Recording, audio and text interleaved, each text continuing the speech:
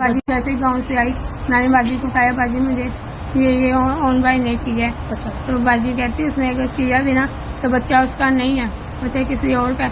मैंने फिर बाजी कहा बाजी ये बच्चा उसको ऑन बाई का है, ऑन बाई ने मेरे साथ ज्यादती की है।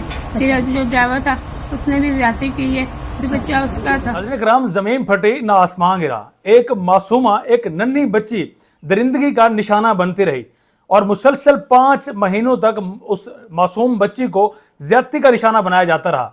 और ज्यादती का निशाना बनने के बाद जिस घर में वो काम कर रही थी उनकी जानिब से भी तामुन ना किया गया। और अब इस वक्त ये सिचुएशन है कि वो बच्ची इस वक्त इस दुनिया को छोड़ चुकी है, वो बच्ची इस वक्त फौत हो चुकी है। लेकिन जाने से पहले बड़े बड़े उस बच्ची की जानिब से इंकशाफात सामने आए हैं।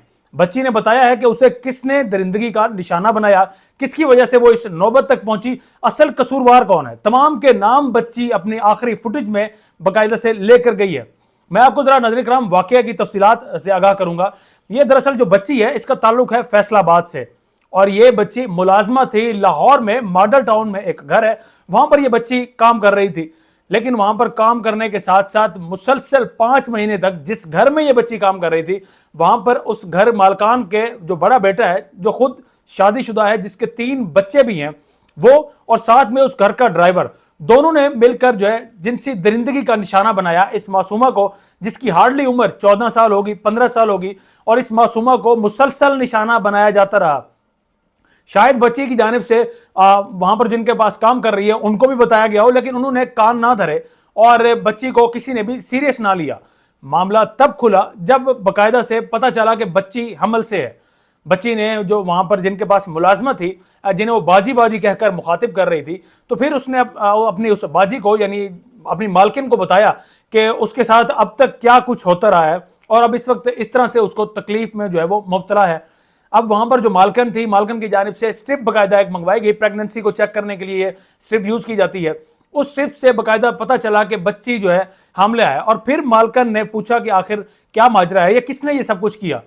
अब मासूम बच्ची बार बार नाम लेती रही ऑन का, और ऑन कौन था? उस मालकिन का बेटा था, बड़ा बेटा था, जो कि खुद शादीशुदा था। उस ऑन का नाम लिया और साथ में नाज़रीन किराम ऑन भाई कह कर मुखातिब होती रही। यानी कि जिस शख्स को, जिस दरिंदे को वो बच्ची बार बार भाई कह कर मुखातिब हो रही है, वो भाई अपनी उस बहन के साथ क्या कुछ करता रहा है, ये तमाम अहवाल आपके साथ जो है आपके गोश गुजार करने जा रहे हैं। यानी कि इतनी ज्यादा दरिंदगी का निशाना कोई कैसे बना सकता है एक मासूम लड़की को। उस लड़की की जानिब से बताया गया कि ऑन भाई और साथ में हसन, ड्राइवर है बाकायदा, उसका नाम है हसन, इन दोनों की जानिब से मिलकर मुझे ज्यादती का निशाना बनाया गया। और फिर उस बच्ची ने यह भी बताया मालकिन को कि इसमें जो है वो बच्चा अब चूंकि हमल से है तो ये बच्चा ऑन भाई का है, जिस पर मालकिन जो है वो कतराती रही। मालकिन ने कहा कि नहीं, ऐसा नहीं हो सकता, बल्कि ये ड्राइवर का बच्चा होगा। और फिर ड्राइवर के खिलाफ तो एक्शन लिया गया, यानी कि ड्राइवर को नौकरी से बर्खास्त कर दिया गया, निकाल दिया गया। ड्राइवर जो है वो वापस गाँव चला जाता है और फिर बगैर इलाज करवाए इस बच्ची को भी घर वापस भेज दिया जाता है।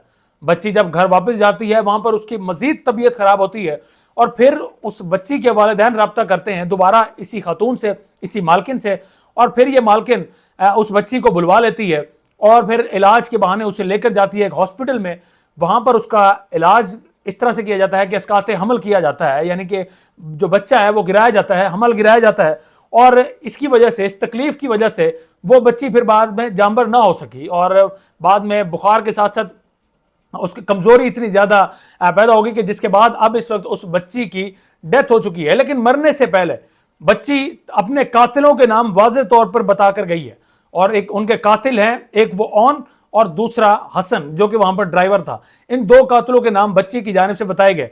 अब जो ये चूंकि बड़ी तगड़ी शायद सामी है मॉडल टाउन में जिनका घर है, तो ये अब कोशिश कर रहे हैं कि अपने बेटे को किसी भी तरह से बचाने की। लेकिन अभी तक FIR तो दर्ज हो चुकी है और FIR में बाकायदा इन दोनों के नाम भी दर्ज हो चुके हैं। लेकिन नाज़रीन किराम, ऐसे वाक़यात में होता क्या है, आपको याद होगा जज सोमिया, जज की अहलिया जो है सोमिया, उसकी जानिब से एक मासूम बच्ची रिजवाना पर तशद्दुद किया गया था और वो केस यहीं पर सेशन कोर्ट इस्लामाबाद में चला था। लेकिन उस केस का नाज़रीन किराम जानते हैं कि बाद में फैसला क्या हुआ। उस बच्ची पर इतना तशद्दुद किया गया था कि वो बच्ची बिस्तर मर्ग से बड़ी मुश्किल से फिर उठने में कामयाब हो सकी और फिर बाद में उसका इलाज मुआवजा भी उसके अपने वालिदैन ने करवाया। اور جو سومیہ تھی, جو جج کی اہلیہ تھی, باقاعدہ سے اثر رسوخ اس کی جانب سے استعمال کیا جاتا رہا. جج کی جانب سے یہاں پر جس ڈسٹرکٹ کورٹ میں جس جج کے پاس کیس تھا انہیں اپروچ کیا جاتا رہا.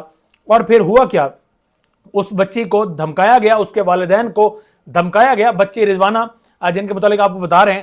اور دھمکانے کا اثر یہ ہوا کہ والدین راضی ہو گئے کہ ٹھیک ہے ہم اس مقدمے کو واپس لیتے ہیں. اور پھر وہ مقدمہ واپس لے لیا گیا. ہو سکتا ہے کچھ پیسوں کی بھی لے دے ہوئی ہو, لیکن کئی ایسی بچیاں ہیں, کئی ایسی رضوانہ جیسی بچیاں ہیں, کئی ایسی اس معصومہ جیسی بچیاں ہیں جن کے ساتھ اس طرح سے درندگی یا جنسی زیادتی کا جنہیں نشانہ بنایا جاتا رہا ہے, جنہیں مار پیٹ کا نشانہ بنایا جاتا ہے. اور کئی ایسی بچیاں ہیں جو کہ کئی سالوں گزرنے کے باوجود اپنے گھروں, اپنے پیاروں کو واپس لوٹ نہیں پاتی, جن میں آپ کو یاد ہوگا غریدہ فاروقی صحافی ہیں, ان کا بھی تعلق اسی پیشے سے ہے جس سے ہم وابستہ ہیں. تو غریدہ فاروقی کی بھی ایک وائس لیک ہوئی تھی جس میں ان کے پاس بھی ایک بچی جو تھی جس کو انہوں نے قید کر رکھا تھا. تو اس طرح کے واقعات اکثر و بیشتر سامنے آتے ہیں, نظر آتے ہیں. لیکن اگر ان واقعات کو کنٹرول کرنا ہے تو اسٹیٹ کو سخت سے سخت ان کے خلاف پالیسی اپنانی ہوگی, اسٹیٹ کو ایکشن لینا ہوگا. یعنی کہ اگر جس طرح سے وہ بچی رضوانہ آج اس کے اگر جو تشدد کرنے والے ہیں وہ آزاد ہیں, تو اس میں بھی کہیں نہ کہیں ہماری عدلیہ کا, ہماری اسٹیٹ کا اس میں حصہ ہے. ہماری اسٹیٹ کی کمزوری ہے جس کی وجہ سے آج وہ آزاد گھوم رہے ہیں. ہماری اسٹیٹ کو چاہیے تھا اپنی مدعیت میں مقدمہ درج کروا کر ان کے خلاف سخت سے سخت ایکشن لیا جاتا, تاکہ جو دیگر افراد جن کے پاس اس طرح کے معصوم بچیاں جو ہیں کام کرنے کے لیے ملازمہ کے طور پر ان کے پاس موجود ہیں, ان جیسے واقعات کی روک تھام ہو سکتی. لیکن اب دیکھنا یہ ہے کہ کیا اس معصومہ کو انصاف مل سکے گا.